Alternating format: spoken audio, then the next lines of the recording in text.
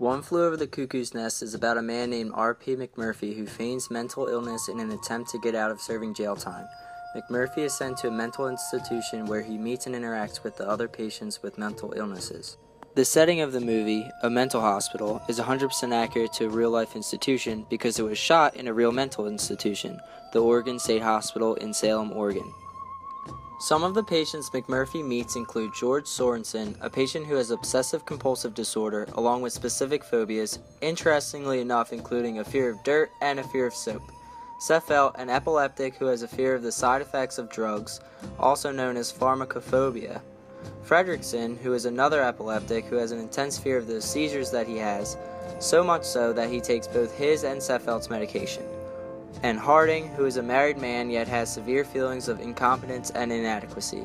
These disorders and phobias are portrayed fairly accurately throughout the whole movie. Chief Bromden is a patient at the mental hospital. He pretends to be deaf and dumb, however he is not. His exact illness is never discussed, but some speculate he may suffer from paranoid schizophrenia. When a person is mad or shows a sign of strength, he sees that person as large in size. In the movie, Chief Bromden stays silent and keeps to himself, but doesn't outwardly show many signs of the typical person who has paranoid schizophrenia. Billy Bibbit is a patient who has a stutter, is shy around women, and has an intense fear of disappointing his mother. This could be a result of some form of anxiety or a social phobia. His fear of disappointing his mother ultimately leads him to rat out his friend and even led him to commit suicide. People with social phobias often have difficulty maintaining a normal social life and often avoid facing their fears, which is certainly true for Billy. Billy, what worries me is how your mother's going to take this.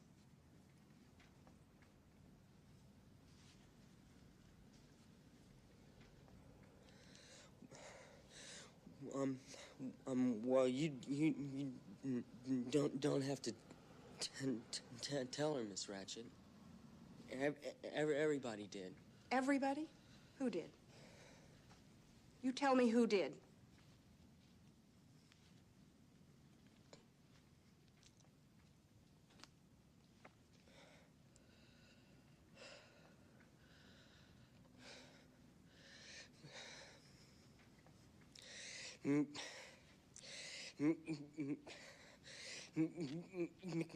Murphy.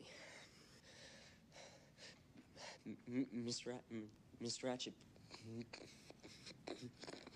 please don't tell me. Mr. Warren? My mother, please. Would you see that the men are washed and ready for the day? Miss Ratchet, please don't tell my Mr. mother. Washington, put Billy in Dr. No. Davies' office. No. Stay with him till the doctor arrives. One Flew Over the Cuckoo's Nest depicts the patients at the mental hospital more as prisoners than as patients. Mrs. Ratchet, the head nurse, put the patients through a monotonous, mind-numbing daily routine, humiliating group therapy sessions, forced the patients to take medicines that made them almost zombie-like, used electroconvulsive therapy as punishment, and even resorted to a lobotomy on McMurphy to take away his personality. After some research, I discovered that the way the mental hospital was depicted was very accurate to the way they were run in the mid-1900s. The patients were offered a very few amount of visiting hours. They had to spend the majority of the time indoors. Talking and conversation was discouraged, and the conditions were often not very healthy. Asylums were run with very strict rules, just as shown in the movie. We find out in the film that many of the patients are in the mental hospital voluntarily and could leave anytime they wanted. However, they became institutionalized and accustomed to the daily routine. They feel they need the institution and can't bring themselves to leave. Now just bite down on it. That's right. Just bite down. Huh? Now bite down on it. Are you ready? Here we go.